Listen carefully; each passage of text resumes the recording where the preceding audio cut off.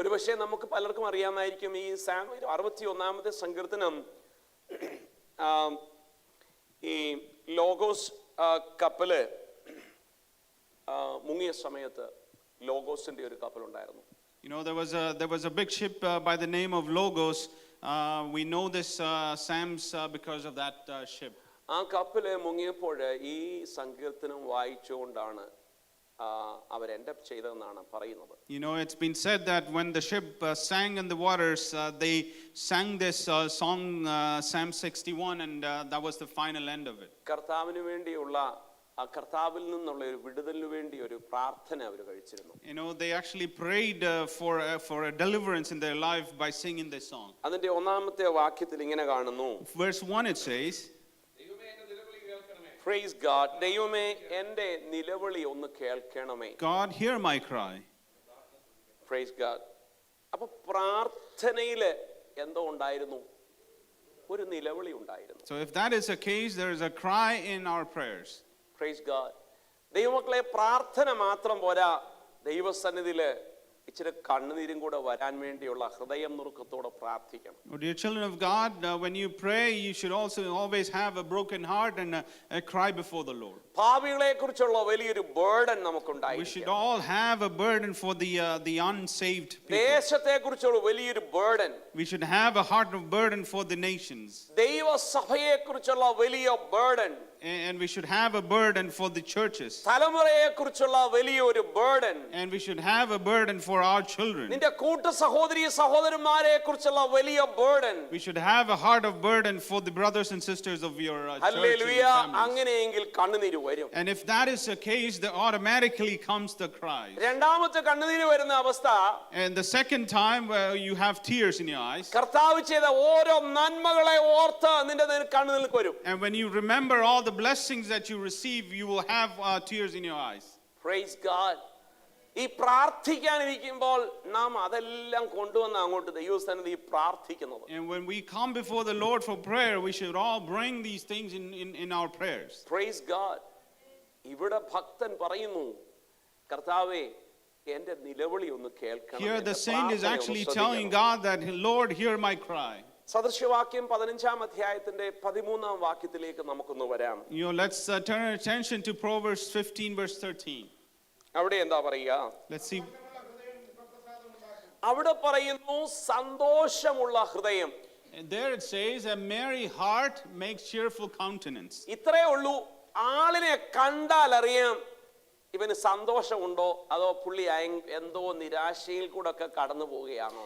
In essence, we will know that if you look at a person in the face, we will know if that person is going through happiness or sadness. പിന്നെ പറയുന്നു വേദനകൾ വ്യസനങ്ങൾ കൂടുന്നതനുസരിച്ച് നിന്റെ ഹൃദയത്തിന്റെ ബലം ക്ഷയിച്ചുകൊണ്ടിരിക്കുകയാണ്. And there it says that when the heart is sad, your spirit is broken. നിന്റെ ഹൃദയത്തെ വ്യസനം കൊണ്ട് നിന്റെ ധൈര്യം നഷ്ടപ്പെടുത്താനാ ദുഷ്ടാത്മാവ് ശ്രമിക്കുന്നു. And the devil wants to keep your face sad and make you as a broken spirit. എന്നാൽ കർത്താവ് പറയുന്നു നിന്റെ പ്രാർത്ഥനയും യാചനയും ഞാൻ കേട്ടുകൊണ്ടിരിക്കുന്നു. But the Lord here says that I'm going to keep on hearing your cries, your tears. സങ്കീർത്തനത്തിന്റെ 2-ാം വാക്യം എന്താ പറയുന്നറിയാമോ? What does verse 2 in 61 says? എൻ്റെ ഹൃദയം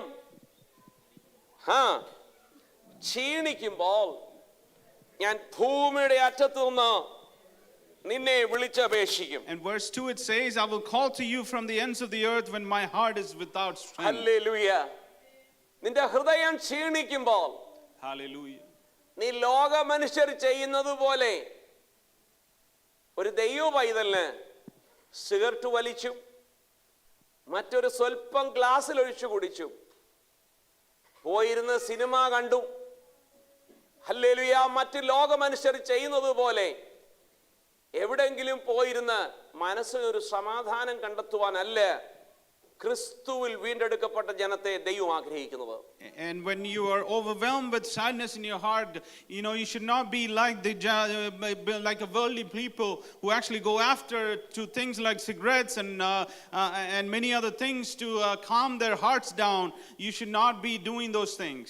ഡ്രഗ് ഉപയോഗിക്കുന്ന വ്യക്തികളോട് നാം ചോദിച്ചു നോക്കിയാൽ അവർ പറയും, if you inquire of a drug addict, അതിൽ 95% പീപ്പിളും പറയത്തില്ല is so funny, it's really enjoy എന്നാരും പറയില്ല. You know, nobody will tell, those addicts won't tell you it's all joyful.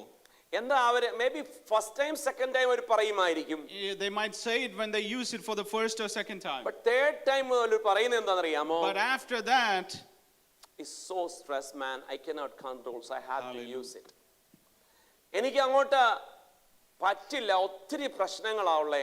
I cannot stop അത് എടുത്തു using, കഴിഞ്ഞു കഴിഞ്ഞാൽ നമ്മൾ പിന്നെ അതൊന്നും ചിന്തിക്കില്ല. and I cannot stop using these drugs because there are so many bad things, bad experience that I'm going through. ഒരു കള്ളുകുടിയനോട് ചോദിച്ചാൽ എന്തിനാണ് നീ കള്ളുകുടി നിർത്താത്തത്? If you ask an alcoholic, why do you not stop it? ഓ മനസ്സിന് ഭയങ്കര പ്രയാസമാണ്, അപ്പൊ ഇതൊരു സ്വല്പം അടിച്ചേക്കാമെങ്കിൽ നമ്മൾ അതൊന്ന് സുഖമായിട്ട് തുടങ്ങിക്കോളും, നമുക്ക് പിന്നെ ഒന്നും ചിന്തിക്കണ്ട. And he will tell you that I'm going through so much trouble in my life, and if I drink this cup, I will forget about it for some time. Smoke ചെയ്യുന്നവരോട് ചോദിച്ചാൽ എന്തിനാ നീ സ്മോക്ക് ചെയ്യുന്നത്? And if you ask as a chain smoker, he will tell you, he will reply oh you. അന്നേരം ഒരു സന്തോഷം കിട്ടും, അതിനുവേണ്ടി ചെയ്യുന്നത്.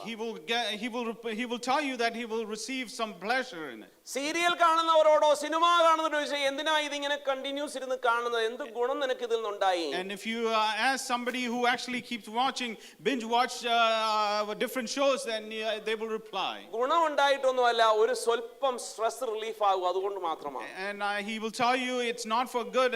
I just want to relieve my stress. ഒരു ദൈവ പൈതലിനോട് ദൈവത്തിന്റെ വചനത്തിൽ കൂടെ പറയാനുള്ളത്, But through the word of God, I want to tell the children of നിന്റെ God. ഹൃദയം ക്ഷീണിക്കുമ്പോൾ നീ ഇങ്ങനെയുള്ള റിലീസ് അല്ല എടുക്കാൻ ആഗ്രഹിക്കുന്നത്, നിന്റെ കണ്ണ് ഉയരത്തിലേക്ക്, നിന്റെ സൃഷ്ടാവിലേക്ക് നീ ആ സമയത്ത് When എത്തിക്കണം. your heart is broken, you should be looking up to the heavens for your answers. പാറയിൽ നിന്ന് തേൻ കോരി തരുന്ന ദൈവത്തിൽ നീ ആശ്രയിക്കണം. You should be trusting in the God that can produce honey from the rocks. അസാധ്യങ്ങളെ സാധ്യമാക്കുന്ന യേശുവിൽ നീ വിശ്വസിക്കണം. You should be relying on God can do miracles in your നീ life. കണ്ണുനീരോടെ ദൈവസ്ഥലിൽ മുഴങ്കാൽമേൽ ഇരിക്കണം. If you surrender yourself, then when God will answer it. അങ്ങനെയാ ദൈവം നിന്റെ ഹൃദയം നുറുങ്ങിയതിന് പരിഹാരം കാണുന്നത്. And that is how God is able to find solution for your broken heart. Praise God. മൂന്നാം വാക്യം ഇങ്ങനെ പറയുന്നു, Third verse it says, നീ എന്റെ സങ്കേതമാണ്, you have been a refuge for me, നീ എന്റെ ഉറപ്പുള്ള ഒരു ഗോപുരമാണ്. and you are a strong tower in the face of the നാലാം enemy. വാക്യത്തിൽ പറയുന്നു, ഞാൻ അവിടെ വസിക്കും. In verse 4 it says that I'm going to live in those refuge.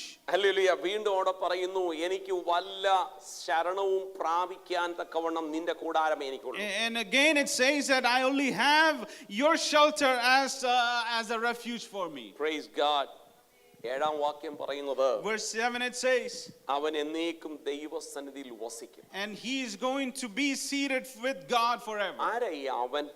Who is this he that is നിന്റെ referred ഹൃദയം to? ക്ഷീണിക്കുമ്പോൾ ഹൃദയം ദൈവസന്നിധിയിൽ പകരുന്നവൻ എന്നേക്കും വസിക്കും. And it is talking about person who is broken hearted, and those people will be seated with God forever. നീ ഹൃദയം ക്ഷീണിക്കുമ്പോൾ സഭയിൽ നിന്ന് വിട്ടുപോകാനല്ല, And when you get disheartened in your heart, in your life, do not leave church. നീ ഹൃദയം ക്ഷീണിക്കുമ്പോൾ വീട്ടിൽ നിന്ന് ഇറങ്ങി പോകാനല്ല, When your heart is so sad, and you should not leave the house. നീ ഹൃദയം ക്ഷീണിക്കുമ്പോൾ നീ ആയിരിക്കുന്ന സ്റ്റേറ്റിൽ നിന്ന് വേറൊരു സ്റ്റേറ്റിൽ ആരെയും കാണണ്ടെന്ന് പറഞ്ഞ് പോകാനല്ല. And when your heart is broken, you should not leave the state. കർത്താവിന്റെ വചനം പറയുന്നു, നീ എന്റെ സന്നിധിയിൽ മുട്ടുകുത്ത്, ഞാൻ വൻ വഴികളെ തുറന്നു തരുന്ന And the word ദൈവമാണ്. of God says you should surrender yourself before the Lord, and the Lord will open ways for you. നിന്റെ മുന്നിലെ ഇരുമ്പ് വാതിലുകളെ തുറക്കുവാൻ എനിക്ക് കഴിവുള്ള And ദൈവമാണ്. I am a God that can open iron doors. But come to me and bow down with the tears. Hallelujah. എന്റെ മുന്നിൽ വാ, നീ മുട്ടുമടക്കോ, കണ്ണുനീരൊഴിയട്ടെ, ഞാൻ നിന്റെ കണ്ണുനീര് കാണുന്ന ദൈവമാണ്. And the word of God says that come before the Lord and kneel down before him and shed tears so God can open doors for you. ഈ വചനത്തിൽ ആകെ 4 തീരുമാനങ്ങളെ കാണുന്നുള്ളൂ. And in this psalm there's 4 different vows that they make. ഒന്ന്, ഞാൻ നിന്നോട് വിളിച്ചപേക്ഷിക്കും. And number 1 he says that I'm going to cry out to you. ഞാൻ എന്നും നിന്നിൽ വസിക്കും. And the second thing it says I'm going to live in you forever. 3, ഞാൻ എന്തെങ്കിലും ഉണ്ടെങ്കിൽ നിന്നിൽ ഞാൻ പ്രാപിക്കും. And the third thing it says that whatever is there I'm going to receive it from you. നാലാമത്തേത് 8ാമത്തെ വാക്യത്തിൽ പറയുന്നു, I will praise you in my And life. fourth it says in verse 8 I will praise you forever in my life. Praise God. ആവർത്തന പുസ്തകം 23-ാം അധ്യായത്തിലേക്ക് ഒന്ന് വരാമോ? ആവർത്തന പുസ്തകം 23 Deuteronomy chapter 23. Let's come back to that. Verse 21 to 23. Hallelujah. 21 വാക്യം മുതൽ. Yeah. Verse 21 onwards. ആ ആ നിന്റെ ദൈവസന്നിധിയിൽ നമ്മൾ ദൈവസന്നിധിയിൽ ഒരു തീരുമാനമെടുത്താൽ, When we as children of God make vows before the Lord, no matter what, അതിന്റെ അകത്ത് ഫെയിലിയർ കാണിക്കരുത്. you should not be failed in making completion to your vows. നമ്മുടെ ജനത്തിനൊരു വശങ്ങളിൽ തോന്നലുണ്ടാവും, ഈ നേർച്ച നമുക്കില്ലല്ലോ, ഞാൻ സാധാരണ ഒന്നും നേരാറില്ല You എന്ന്. know, a child of God might be saying, this is vows are for Old Testament, we don't have it. നാട്ടിലെ culture ആയിരിക്കുന്ന നേർച്ചയെ കുറിച്ചല്ല തിരുവചനം You know, പറയുന്നത്. I'm not talking about the Gentiles who actually do vows for their God. ദൈവമക്കൾക്ക് അങ്ങനെ ഒരു നേർച്ച ഇല്ലതാനും. There is no such kind of vows for the children of God. But what is നേർച്ച? What do you mean by the vows? The decision what you are taking in the presence of God. Hallelujah. ദൈവസന്നിധിയിൽ നീ എടുക്കുന്ന ചില തീരുമാനങ്ങളാ നേർച്ച. You know, the decisions that you take before the Lord are the vows for the God. For example, Hallelujah. എനിക്ക് കിട്ടുന്നതിന്റെ ഒരു അംശം ഞാൻ ദൈവസന്നിധിയിൽ കൊടുക്കുമെന്നുള്ള ഒരു നേർച്ച. You know, the vows like I'm going to give to the Lord one portion of what I earn. ഞാൻ പ്രഭാതങ്ങളിൽ എഴുന്നേറ്റ് പ്രാർത്ഥിക്കുമെന്ന് ദൈവസന്നിധിയിൽ നീ എടുത്ത You തീരുമാനമാകുന്ന know, the നേർച്ച. decision that you made that when you wake up, you're going to spend time with the Lord. ഞാൻ ദൈവത്തിന്റെ ആലയത്തിൽ എന്നാൽ കഴിവതിന് ഞാൻ മുന്നേ നിൽക്കുമെന്ന് നീ എടുത്ത തീരുമാനത്തിലുള്ള You നേർച്ച. know, the vow that you take before the Lord, that when whatever happens in the church, I'll be part of it. ഇനി ഞാൻ താമസിക്കാതെ സമയത്ത് വരും, നേരത്തെ വരുമെന്നെടുത്ത നേർച്ച. You know, the vows, that the decision that you made, that I'm going to be on time for the church service. എന്റെ വായിൽ നിന്ന് ആരെയും പ്രയാസപ്പെടുത്തുന്ന ഒരൊറ്റ വാക്കുകൾ പോലും ഉണ്ടാകില്ല എന്ന് പറഞ്ഞെടുത്ത നേർച്ച. You know, the vow that you took, that I'm not going to disappoint or discourage somebody through my words. എന്റെ കുഞ്ഞിനെ ഞാൻ കർത്താവിന്റെ സന്നിധിയിൽ ഡിസിപ്ലിനോടെ ഞാൻ വളർത്തുമെന്നെടുത്ത നേർച്ച. You know, the decision that you made, that I'm going to discipline my child before the Lord. എന്റെ ഭാര്യയെ എന്റെ ഭർത്താവ് എന്ന കുടുംബജീവിതത്തിൽ ഞങ്ങൾ കർത്താവിന് മുൻതൂക്കം കൊടുക്കുമെന്നെടുത്ത നേർച്ച. You know, the decision that you take as a family, that I'm going to serve the Lord before anything. എന്റെ പേരൻസിനെ ഞാൻ ദൈവസന്നിധിയിൽ ബഹുമാനിക്കുമെന്നെടുത്ത നേർച്ച. You know, the vow that you took, that I'm going to respect the parents. Hallelujah. ഇതൊക്കെയാ നേർച്ച കേട്ടോ. You know, these are the vows or the decisions that you make. The promise which you decide, or the promise which you taken in the presence of the Lord, that is calling nurture. Hallelujah. ഇവിടെ പറയുന്നു, ഞാനത് hallelujah നിവർത്തിക്കുവാൻ താമസിക്കല്ലേ. That means I don't want to find an excuse for what I take a promise in you, God. Hallelujah. ഞാൻ നിന്നിൽ എടുത്തിരിക്കുന്ന തീരുമാനത്തിന് ചില 31st ഭയങ്കര നേർച്ചയുമായിട്ടാ പോകുന്നത്. You know, some people take a lot of vows on the New Year. നേർച്ചകളുടെ ഒരു പൂരമായിരിക്കും 31st night. 31st is the night that we all take so many vows in our ചിലര് life. പറയും, ഞാൻ ഈ വർഷം ഈ ബൈബിൾ ഞാൻ വായിച്ചു തീർക്കും. You know, some people will say, I'm going to complete reading the whole Bible. ചിലര് പറയും, ഞാൻ 2 നേരമെങ്കിലും ജീവിതത്തിൽ നിന്നിട്ട് പ്രാർത്ഥിക്കും. You know, some people will say, I'm going to pray twice a day. ചിലര് പറയും, ഞാൻ ഇനി തൊട്ട് സഭയുടെ ഏറ്റവും മുന്നിൽ എല്ലാ കാര്യത്തിനും You know, ഉണ്ടാവും. some people will say, I'm going to be standing for the church for everything. ചിലരോടെങ്കിലും ഞാൻ ഇനി സുവിശേഷം You പറയും. know, some people will say, I'm going to share the gospel with somebody. പിന്നെ അങ്ങനെ അങ്ങ് കിടക്കുക, മാലപ്പടക്കം പോലെ ഇഷ്ടം And the പോലെ list കിടക്കുക. goes on. ഞാൻ ചോദിക്കട്ടെ, But I wanted to ask you this. 2020 അല്ലെങ്കിൽ 1919 എടുത്ത 31st എടുത്ത എത്ര നേർച്ചകൾ ഇനി നമുക്ക് ഫുൾഫിൽ ചെയ്യാനുണ്ട്? You know, I wanted to ask you that how many of the vows that we still need to fulfill in our life that we took on 2019. ഇനി 21st ഈ 31st ഈ 20ലെ 31st ഒരു ദിവസം വരുന്നുണ്ട്. You know, there's a day that coming for 2020. അതിന് നമ്മൾ തന്നെ താനെ ഒരു ഇവാലുവേഷൻ നടത്തും. But we actually evaluate ourselves for that night. അതിന് ഇംഗ്ലീഷിൽ ഒരു വാക്ക് പറയുന്നുണ്ട്, നമ്മൾ ഉപയോഗിക്കുന്ന ഒരു വാക്കാ. There's a word in the English. Ridiculous. Hallelujah. എന്ന് പറഞ്ഞാൽ എന്താ അറിയാമോ? Do you know what it means by ridiculous? Ridiculous എന്ന് പറയുന്ന വാക്കിന്റെ യഥാർത്ഥ ബ്രിട്ടീഷ് അർത്ഥം ഈ കുഞ്ഞുങ്ങള് ഈ ചിരട്ട കൊണ്ടും ഒക്കെ വലിയ വലിയ വീടുകൾ മണ്ണിൻ്റെ അകത്തുണ്ടാക്കും. വീട്, വണ്ടി, അങ്ങനെയുള്ള ഓരോന്ന് ഉണ്ടാക്കി വെച്ചിട്ട് അവരുടെ ഭാവനയിൽ അതൊരു വലിയ ഗാർഡനാ, അതിൻ്റെ അകത്തൊരു വണ്ടി ഇങ്ങനെ പോകുന്നൊക്കെ ഉണ്ടാക്കി വെക്കും. You know, the small kids in the true meaning of ridiculous means അവരുടെ imagination ഭയങ്കരമായിരിക്കും. the children will make small pottery for their playing. They have so many imagination that this is a big mansion. ആ ഇച്ചിരി കഴിയുമ്പോണ്ടല്ലോ After some time, ആ മണ്ണെല്ലാം കൂടെ കൂടി ഒറ്റ വല വലിക്കും. they just mess up the whole pottery that they made. Starting എന്തുവായിരുന്നു? But how did it actually start? വലിയ വീട്, You know, they started as a big mansion. വലിയ rock, They made big rocks out of it. വലിയ plant. They made big plants of. കുറച്ച് കഴിഞ്ഞപ്പോ എന്ത് ചെയ്യും? But after some time, what happened? ഒരു wipe ചെയ്ത് എല്ലാം കൂടെ അങ്ങ് പോയി. Yeah, they just created a mess and they destroyed their mansions. ഇതാണ് ഈ വാക്കിന്റെ റിയൽ അർത്ഥം. This is what the true meaning of ridiculous means. എന്ന് പറഞ്ഞാൽ സീരിയസ്നെസ് ഇല്ലാതെ, you don't know what you are talking about, you don't know what you are doing, you don't know where you are. നിനക്ക് ഉത്തരവാദിത്തമില്ലാതെ ചെയ്യുന്ന ഒന്നാണ് ആ real word. You know, it means that you do things that you don't take being accountable for what you're doing. 31st ആകുമ്പോൾ നമ്മൾ തീരുമാനമെടുക്കും. On 31st, we take decisions. നമ്മൾ തന്നെ സെൽഫ് ഇവാലുവേഷനാ, നമ്മൾ ആ സെൽഫ് ടീച്ചറാണ് നേരം. Hallelujah. നമ്മൾ പറയും, We say these things. സാഹചര്യങ്ങളൊക്കെ അങ്ങനെ വന്നുകൊണ്ടാ, അല്ലെങ്കിൽ പിന്നെ ഞാൻ അത് ചെയ്തേനെ. You know, we say that the situation, the circumstances wasn't favorable for me. എല്ലാം കർത്താവിന് അറിയാം. You know, the Lord knows we say it. ഈ പ്രാവശ്യമായിട്ട് But this time I'm going to fulfill the vows that I took. 90 വയസ്സുള്ള അമ്മച്ചിയും അപ്പച്ചനും ഇത് തന്നെയാണ് അന്നും പറഞ്ഞുകൊണ്ടിരിക്കുന്നത്. You know, even the 90-year-old, the older generation might will say the same thing. Praise God. പ്രിയരേ, കർത്താവിന്റെ വചനം പറയുന്നു, But children of God, the word of God says ഒരു like this. തീരുമാനം എടുത്തില്ലേലും കുഴപ്പമില്ല, പോകുന്ന പോലെ പോട്ടെ.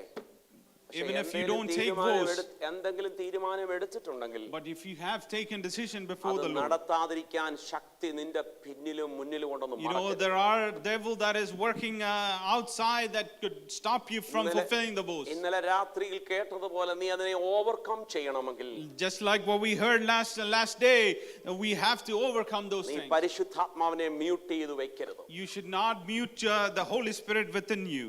ഈ പരിശുദ്ധാത്മാവിനെ നീ മ്യൂട്ട് ചെയ്ത് വെക്കുമ്പോഴാണ് നിന്റെ സെൽഫ് കടന്നു വരുന്നത്. പിന്നെ നിന്റെ ഇഷ്ടം പോലൊക്കെ നാം ചെയ്യും. You know, when we mute the Holy Spirit within us, then we start walking with the wisdom of the word. ഈ വചനം പറയുന്ന, കർത്താവേ, ഞാൻ എടുത്ത തീരുമാനങ്ങളൊന്നും വൈകിക്കുവാൻ നെക്സ്റ്റ് വീക്കിലാട്ടെ ഞാൻ എല്ലാം ശരിയാക്കി തരാം. You know, this word that we read, he is actually telling God that do not let me slacken my fulfillment to the vows. 3-4 മാസം കഴിഞ്ഞാൽ പിന്നെ ഇതെല്ലാം പ്രശ്നം തീരും. You know, after എന്തെല്ലാം maybe let's say solution അറിയാമോ? after a few months, everything will be all right. സ്തോത്രം. അല്ലേ? പല ദൈവമക്കളും ആ തീരുമാനങ്ങളൊക്കെ പറയാറുണ്ട്. ഇപ്പോഴേ ഒരു ചില ദിവസങ്ങളെ ഉള്ളൂ ഈ പ്രശ്നങ്ങൾ, അത് കഴിഞ്ഞാൽ പിന്നെ അങ്ങ് ശരിയായിട്ട് ഞാൻ കറക്റ്റായിട്ട് എല്ലാ കാര്യം ചെയ്യുന്നുണ്ട്. You know, some people will make excuses for fulfilling their vows in their life. ചിലർ ദശാംശത്തിന്റെ കാര്യം ഞാൻ പറയാറില്ല, എന്നാലും ഞാൻ കേൾക്കാറുണ്ട് ചിലര്, പാസ്റ്റർ കൊടുക്കേണ്ട പോലെ ഒന്നും ഇപ്പോൾ, കാരണം ഇച്ചിരി കടവും കാര്യം ഇച്ചിരി ഓവർ മറ്റു കാര്യങ്ങളൊക്കെ നമ്മൾ എക്സ്പെക്ട് ചെയ്യാത്ത ചില കാര്യങ്ങളൊക്കെ എനിക്ക് വന്നുകൊണ്ട് അങ്ങനെ ഞാൻ അത് കഴിഞ്ഞാൽ പിന്നെ ഞാൻ കർത്താവിന്റെ സന്നിധിയിലെല്ലാം കൊടുക്കാൻ റെഡിയാണ്. You know, people make excuses about their tithes to the church. They make many excuses for it. ആഗ്രഹമുണ്ട്, സാഹചര്യം സമ്മതിക്കുന്നില്ല. You know, they have the heart, but the circumstances are not allowing them. ഒരൊറ്റ ദിവസം മതി ഈ നന്മ പോകാൻ, കേട്ടോ. You know, you should know that there is only one day that is needed for all these blessings to be gone. നിനവേ എന്ന് പറയുന്ന ഒരു സ്ഥലം ഉണ്ടായിരുന്നു. There is a city called Nineveh. അവിടെ ഒരു പ്രവാചകൻ പോയി. There is a prophet that went to this city. നമുക്കറിയാം അദ്ദേഹത്തിന്റെ പേര്. We know the name of that prophet. എന്തായിരുന്നു? യോന. We know that Jonah went to Nineveh. അദ്ദേഹം നോക്കിയപ്പോൾ നല്ല ഷെയ്ഡുള്ള ഒരു മരം. When he looked up, he saw a big tree that has a lot of shades. വളരെ സന്തോഷം. He was so happy for it. നല്ല ഒരു കർത്താവ് എന്നോട് കരുണ കാണിച്ചെന്ന് തോന്നിയ ഒരു ദിവസം. He thought that the Lord has shown mercy to him. പക്ഷേ ഒരൊറ്റ രാത്രി കൊണ്ട് അത് ഉണങ്ങിപ്പോയി. You know, within one night, that whole big tree was dried up. അങ്ങനെയെങ്കിൽ നാം ആശ്രയം വയ്ക്കുന്ന പലതും പോകും. But if that is the case, whatever we trust in that will be gone in a day. പോകാത്തതൊന്നേ ഉള്ളൂ. There is only one thing that remains still. His shade. Hallelujah, the shade that God gives us. ക്രിസ്തുവിലുള്ള ആശ്രയം. The trust that we have in the Lord. Praise God. അതുകൊണ്ട് ഞാൻ ദൈവജനത്തോട് പറയട്ടെ, So I wanted to tell the children of God, ഒരൊറ്റ നേർച്ചകൾ പോലും ദൈവസ്ഥൻ എടുത്തത് കുഞ്ഞുങ്ങളെ, സഹോദരി സഹോദരന്മാരെ, നിങ്ങൾ I മാറ്റിവെക്കണം. wanted to tell the children of God that do not slacken the vows or the fulfillment of the vows that you made. Praise God. അങ്ങനെ ചെയ്താൽ, ബാക്കി വായിക്കുന്ന, അങ്ങനെ ചെയ്താൽ നിന്റെ ദൈവമായ യഹോവ നിന്നോട് ചോദിക്കും, അത് നിങ്ങൾ പാപമായിരിക്കും. If you slacken in fulfilling the vows that you made, become a sin in your life towards God. നേരാതിരിക്കുന്നത് പാപമാകത്തുമില്ല. And if you don't vow to the Lord, it's not a sin. അത് നമുക്ക് ഒത്തിരി സന്തോഷം തരുന്നില്ലേ ആ വാക്ക്? And that will make us happy പിന്നെ to ഒരു read തീരുമാനം those words. എടുക്കണ്ട അല്ലേ? എന്തിനാ പാപം എല്ലാം കൂടെ വരുത്തി വരുത്തുന്നത്? അങ്ങനെ ഉണ്ടെങ്കിൽ ഇനി സാക്ഷ്യം പോലും പറയേണ്ട കാര്യമില്ല. കാരണം നമ്മൾ ഇതൊക്കെ എന്തിനാ വലിച്ചു വരുത്തുന്നേ? You know, we might be thinking, why should I do all these things if there's no sin in it? അതിന്റെ അർത്ഥം നമുക്കത് വേണ്ട, ഇനി ഇപ്പൊ പ്രത്യേകിച്ച് തീരുമാനമൊന്നും എടുക്കണ്ട എന്ന് വിചാരിക്കുന്നെങ്കിൽ, Don't think that we should not making decisions in our life. you are not counter with God. Hallelujah. ദൈവവുമായിട്ട് വലിയ ബന്ധമൊന്നും നമുക്ക് പ്ലാനിൽ It എന്നുള്ളതാണ്. means that you are not having a good relationship with the Lord. Praise God. Hallelujah. അടുത്ത എന്താണെന്ന് പറയാമോ? What does it say in next words? നിന്റെ നാവിൽ മേൽ നിന്നും വീണത് Whatever that comes out of the lips, നിവർത്തിയാകുകയും and may it be fulfilled. വായി കൊണ്ട് പറഞ്ഞ, സ്വന്തമായിട്ട് നീ പറഞ്ഞ, Whatever that comes out of the from your mouth, നീ ദൈവസന്നിധിയിൽ എടുത്ത് ചെയ്യുകയും വേണം. you should be fulfilling everything that you promised to the Lord. Praise God. Hallelujah. Praise God. 31st നീ ഇത് ഓർത്തോണം കേട്ടോ. You December should 31st. be reminded of all these things when 31st comes. ഒരുപക്ഷേ ഈ വാക്യങ്ങളൊന്നും അന്നേരം ഞാൻ ഓർത്ത് പറയില്ല. I may not remember all these things during that night. ദൈവാത്മാവ് ഇപ്പൊ തന്നതുകൊണ്ട് അത് പറഞ്ഞെന്നുള്ളതേ ഉള്ളൂ. I'm only sharing this because the Holy Spirit forced me to say it.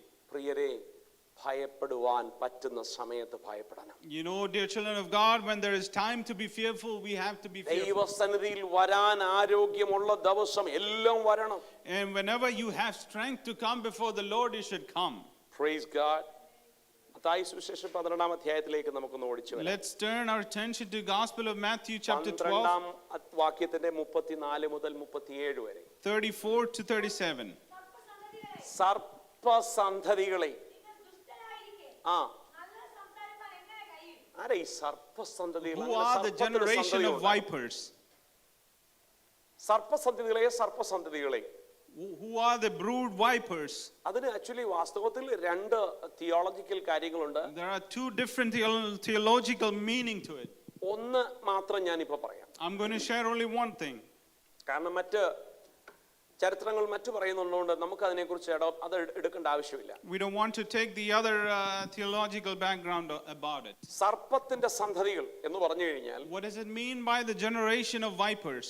പിതാവായ ദൈവത്തിന്റെ പദ്ധതിയിൽ അല്ലാതെ ഓവർകം ചെയ്ത് സർപ്പം പറഞ്ഞത് കേട്ട് പാപം പ്രവർത്തിച്ച മക്കൾ. It means that who are not listen to the word of God and listen to what the snake had told them. സ്തോത്രം. അതാണ് സർപ്പസന്തതികൾ. Those are the people or the generation of vipers. അങ്ങനെയുണ്ടെങ്കിൽ ഫ്രം ദ ബിഗിനിങ് മുതലേ ഉണ്ടായതെല്ലാം സർപ്പത്തിന്റെ ആലോചന മൂലം കിട്ടിയ കുഞ്ഞുങ്ങളാണ്. And if that is the case, then whatever that started from the Garden of Eden, they all start towards the generation of vipers. നിങ്ങളുടെ ഹൃദയം നിറഞ്ഞു കവിയുന്നതാ നിങ്ങളുടെ വായിൽ കൂടെ വരുന്നത്. The words that come out of your mouth is whatever that is filled and overcome from your heart. നല്ല മനുഷ്യൻ തന്റെ നല്ല നിക്ഷേപത്തിൽ നിന്ന് നല്ലത് പുറപ്പെടുവിക്കുന്നു. You know, the good person that produces good fruit in his life. Praise God. ഒരാളുടെ വാക്ക് കേട്ടാ അറിയാം അയാൾ ഭക്തനാണോ ആത്മാവ് നടത്തുന്ന മനുഷ്യനാണോ. You can recognize a person but through the words that come out of his mouth. ഇവിടെ പറയുന്നു നല്ല മനുഷ്യനിൽ നിന്നും ദുഷ്ട മനുഷ്യനിൽ നിന്നും പുറപ്പെടുന്ന വാക്കുകൾ എങ്ങനെയാണ്.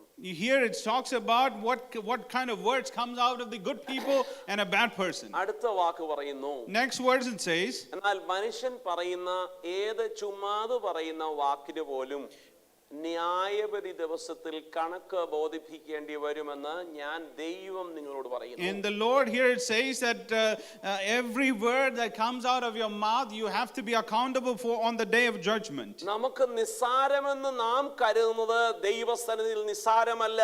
ഹല്ലേലൂയ. ആത്മാവിനെതിരെയോ ദൈവമക്കൾക്കെതിരെയോ ദൈവ പ്രവർത്തിക്കെതിരെയോ നിസ്സാരമെന്ന് പറയുന്ന വിഷയം ദൈവം അത് കണക്കിടുമെന്ന കർത്താവിന്റെ വചനം പറയുന്നു. The word of God says that even every careless words that we say in our life, we have to be accountable for it. കർത്താവിന്റെ വചനം പറയുന്നു, ഈ വാക്കുകൾ കൊണ്ട് നിനക്ക് കുറ്റം വിധി ഉണ്ടാകും. You know, through the words that we speak in our life, we will be either justified or condemned. Praise God.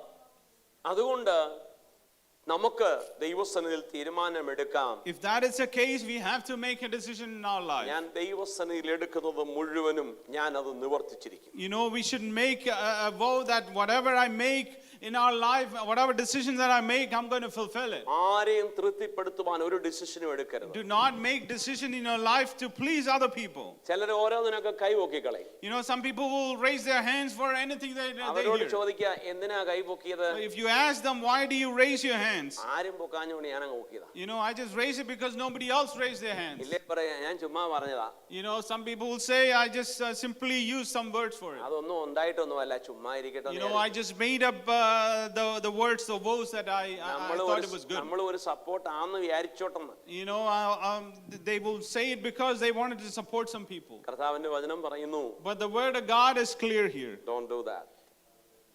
നീ അത് ചെയ്യരുത്. The word of God says, do not do those നീ things. ചെയ്യുന്നെങ്കിൽ അത് ട്രസ്റ്റ് വർത്തി ആയിട്ട് വേണം ചെയ്യാൻ. But when you make decisions in your life, it has to be trustworthy.